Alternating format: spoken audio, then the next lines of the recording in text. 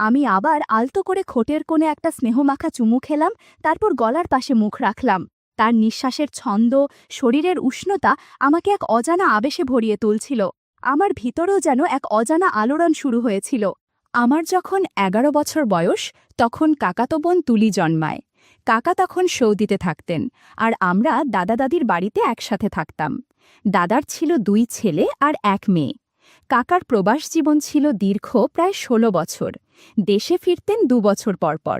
দাদা দাদি দুজনেই ছিলেন হৃদরোগী, তাই কাকিকে দিন-রাত ব্যস্ত থাকতে হতো ওদের দেখাশোনায়। তবু কাকি আমার দিক থেকে কখনো নজর সরাতেন না। আমি কোথায় যাচ্ছি, কি করছি, খাচ্ছি কিনা, সবকিছুতেই তার চোখ থাকত। কিন্তু এই তীক্ষ্ণ নজরদারিতে এক ধরনের ছেদ পড়ে তুলির জন্মের পর। কাকি তখন সময়ের বেশিটাই কাটাতেন তুলির যত্নে, আর সেই ছোট্ট শিশুর দেখভালের অনেকটা দায়িত্ব এসে পড়ে আমার ওপর, বিশেষ করে যখন কাকি দাদা দাদির ঘরে থাকতেন। তুলির কান্না থামানো, তাকে হাতের খেলনা এগিয়ে দেওয়া, চোখে মুখে বাতাস করা, সব করতাম, কিন্তু মাঝে মধ্যে হাঁপিয়ে যেতাম। ইচ্ছে করেই কখনো তাকে একটু কাঁদিয়ে দিতাম, যাতে কাকি এসে আমাকে উদ্ধার করেন। কাকি যখন এসে তুলিকে কোলে নিতেন, তখন তার চেহারায় একরকম মাতৃত্বমাখা প্রশান্তি থাকত। ছোট্ট তুলিকে শান্ত করতে গিয়ে কাকি যেভাবে ওকে বুকের কাছে টেনে নিতেন, সেই দৃশ্য আমার মনে একরকম অদ্ভুত অনুভূতির জন্ম দিত।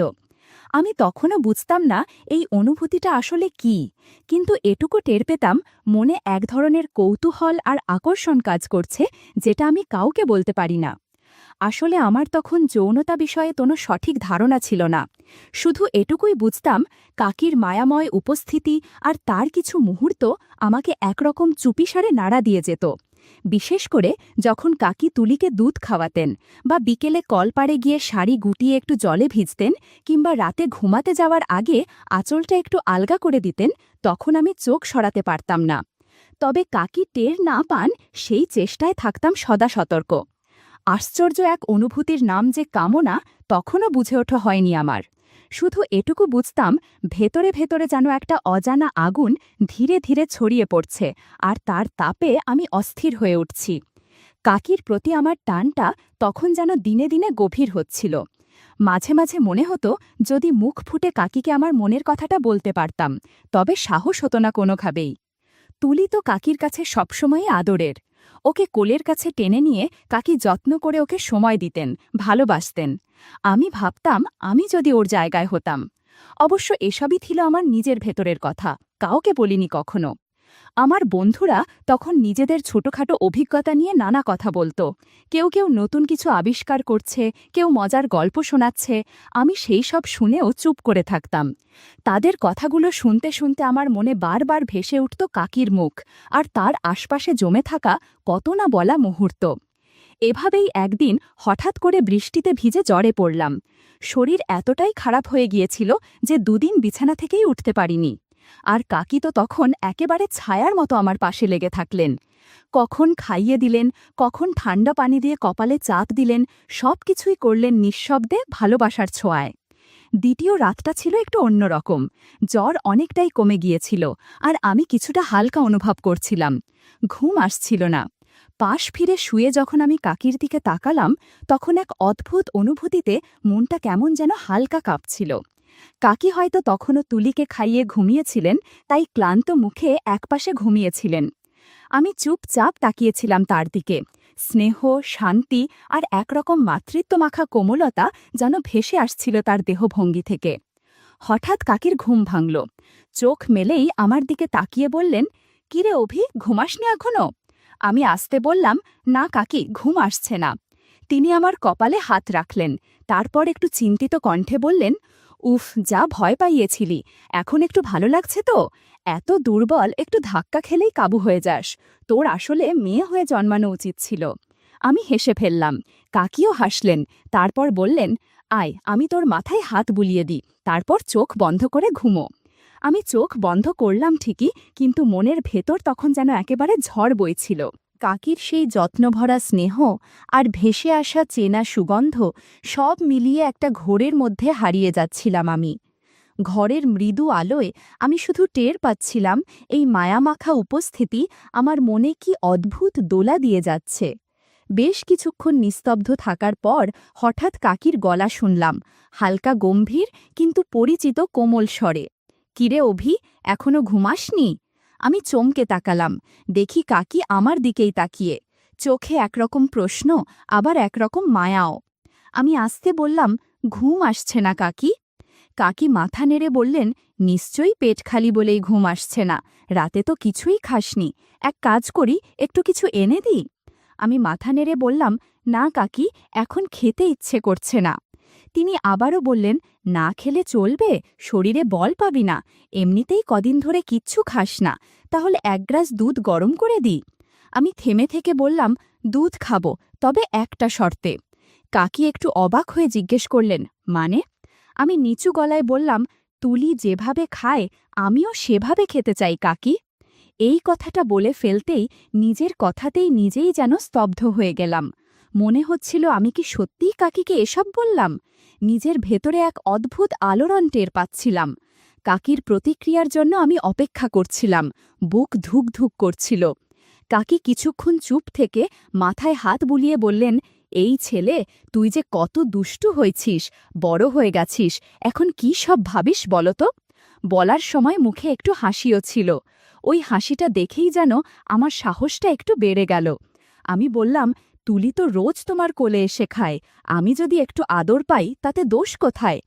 কাকি মুখে আবারও মুচকি হাসি টেনে বললেন, কি সব পাগলামি করিস অভি, তোর বন্ধুরা শুনলে সারাক্ষণ খেপাবে তোকে, লোকে শুনলে কি বলবে?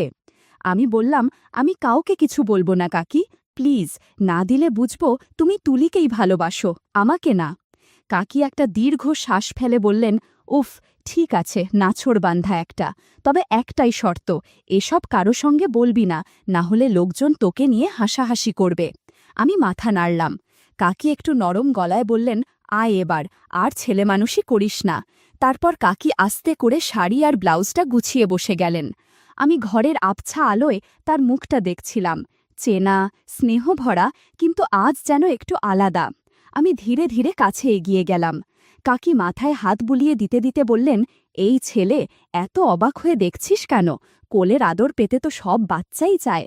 তারপর আমার কপালে হাত বুলিয়ে একবার চোখের দিকে তাকালেন, যেন বুঝতে চাইছেন কিছু। আমি শান্ত গলায় বললাম, তুমি না থাকলে আমি থাকতাম না কাকি। তিনি মুচকি হাসলেন। তারপর দুজনেই কিছুক্ষণ চুপচাপ বসে রইলাম। বাইরের অঝোর বৃষ্টির শব্দে ঘরটা আরও নিঃশব্দ হয়ে উঠেছিল। কাকির চোখে মুখে মায়ার ছায়া, আমার চোখে একটা চুপচাপ অপেক্ষা।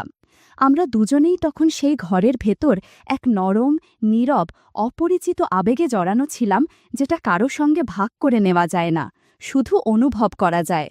কিছুক্ষণ এক অদ্ভুত ঘোরের মধ্যে ছিলাম আমি। হালকা আলো, নিঃশব্দ রাত, আর কাকির গা থেকে ভেসে আসা পরিচিত সেই গন্ধ আমাকে যেন পুরোপুরি ঘিরে ফেলেছিল। চোখ বন্ধ করেই অনুভব করছিলাম আমি কোথায় যেন হারিয়ে যাচ্ছি, এক জায়গায় যেখানে আমি আর কাকি ছাড়া কেউ নেই। হঠাৎ কাকির গলার নরম আওয়াজে হুঁশ ফিরল। কাকি আস্তে হেসে বলল, আহারে, এমন করে করলে কিছু হবে রে দুষ্টু, এত মোলায়েম করে করলে কি তোর কাকি কিছু পাবে? আমি চমকে তাকালাম, লজ্জায়, কৌতূহলে আর উত্তেজনায় আমার গলা শুকিয়ে গেল। কাকি আবারও বলল, আয়, আমি যেমন বলি তেমন করে চেষ্টা কর, দেখবি কেমন আরাম লাগবে। তারপর কাকি নিজেই সামান্য সামলে নিয়ে বলল, এইভাবে নয় রে পাগল, একটু জোরে কর, তবেই না আদরটা টের পাওয়া যায়। আমি চুপচাপ কাকির কথা মতো করছিলাম। ওর গলার টোনে তখন একরকম প্রশ্রয় আর আশ্চর্য রকমের কোমলতা ছিল। আমার শরীর তখনও কাঁপছিল, কিন্তু মনটা কেমন শান্ত লাগছিল। কিছুক্ষণের মধ্যে আমি পুরোপুরি সেই মুহূর্তে ডুবে গেলাম।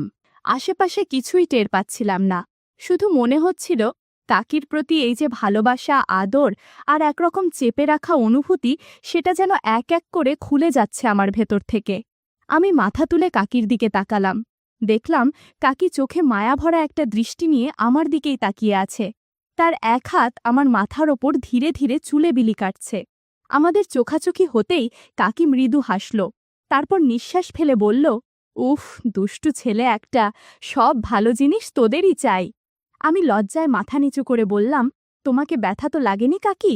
কাকি একটু চুপ করে থেকে বলল, না রে পাগল, তোকে আদর দিতে আমার কখনো কষ্ট হয় না।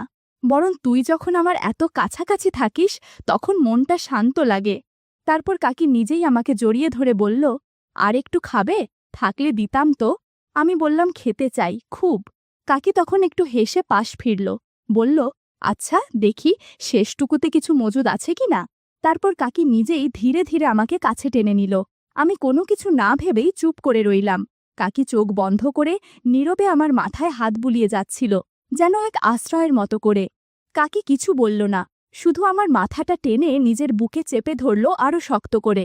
আমি ওর গায়ের সঙ্গে মুখ ঠেকিয়েছিলাম, নিঃশ্বাস বন্ধ করে। একটা গা ছমছমে উষ্ণতা যেন ছড়িয়ে পড়ছিল আমাদের দুজনের মাঝে। তার গায়ের সেই নরম শান্ত গন্ধ আমাকে অস্থির করে তুলছিল। বুকের কাছটায় মুখ রাখতেই মনে হলো এটাই বুঝি ওর সবথেকে নরম আর সংবেদনশীল জায়গা। পরে একদিন কাকি হেসে বলেছিল, সব মেয়ের একটা জায়গা থাকে যেটায় কেউ আদর দিলে মনের জোর টলে যায়, আমারটা বোধহয় এটাই। তার কণ্ঠে ছিল এক ধরনের লজ্জা, কিন্তু কোথাও যেন আত্মবিশ্বাসের ঝলকও ছিল। আমি ধীরে ধীরে হাত বাড়ালাম। কাকি তখন নিজেই আমার হাত ধরে নিয়ে ওপরে রেখে দিল। চোখ বন্ধ করে শান্ত গলায় বলল, আলতো করে করিস, হালকা ব্যথা হচ্ছে কিন্তু কেমন যেন আরামও লাগছে। আমি শান্তভাবে হাত রাখলাম ওর বুকের ওপর। আমার হাতের স্পর্শে কাকির নিঃশ্বাস ধীর থেকে ভারী হয়ে উঠছিল। ও কখনো চোখ বন্ধ করেছিল, আবার হঠাৎ নিচু গলায় বলছিল, একটু চাপ দিলে ভালো লাগে রে, দাঁড়া একটু বুঝে কর। আমি থেমে না থেকে ওর শরীরের প্রতিক্রিয়া বুঝতে চেষ্টা করছিলাম। তারপর একটু উঠে বসে ওর মুখের দিকে তাকালাম। সে তখন একরাশ হাসি নিয়ে বলল, একটু ওপর আয়, তোকে একটু জোরে জড়িয়ে ধরতে চাই। তার নিঃশ্বাস তখন কাঁপছিল, মুখে কিছু বলার চেষ্টা করেও থেমে যাচ্ছিল বারবার। আমি বুঝতে পারছিলাম এই মুহূর্তে আমাদের মধ্যে কোনো সম্পর্কের লজ্জা নেই, নেই সমাজের বাধাধরা নিয়ম। শুধু ছিল এক অদ্ভুত নরম টান, শরীরের ভাষায় লেখা এক গভীর অনুভব। আমি আমার ভিতরের সব দ্বিধা সরিয়ে কাকিকে খুব যত্ন করে জড়িয়ে ধরেছিলাম। কাকিও নড়ল মা, বরং চোখ বন্ধ করে পড়ে রইল শান্তভাবে। মাঝে মাঝে কেঁপে উঠছিল, ঠোঁট কাঁপছিল, আর নিঃশ্বাসে যেন বলছিল, থামিস না অভি। কাকির ইশারাতেই আমি একটু এগিয়ে গেলাম, আর তার ঠোঁটের পাশে একটুখানি স্নেহভরা স্পর্শ রেখে দিলাম। কাকি আমার মুখের দিকে তাকিয়ে মৃদু স্বরে বলল, আরও কাছে আয়, আর একটু। আমি তাকে আলতো করে জড়িয়ে ধরলাম। তার শাড়ির কোমল গন্ধ আর দেহের তাপ আমাকে এক অদ্ভুত অনুভবে আচ্ছন্ন করে তুলছিল। বুঝতে পারছিলাম নিজের ভেতর একরকম দোলাচল চলছে, যেটা আগে কখনো হয়নি। কাকির শরীর ঘেঁষে দাঁড়িয়ে যেন একটা চুপিসারে ডাকা খুঁজে পাচ্ছিলাম। ওই মুহূর্তে কাকি পুরোপুরি নিস্তব্ধ, চোখ বন্ধ করে দুহাত পাশে ছড়িয়ে দিয়ে যেন নিজেকে এক শান্ত জলে ভাসিয়ে দিয়েছেন।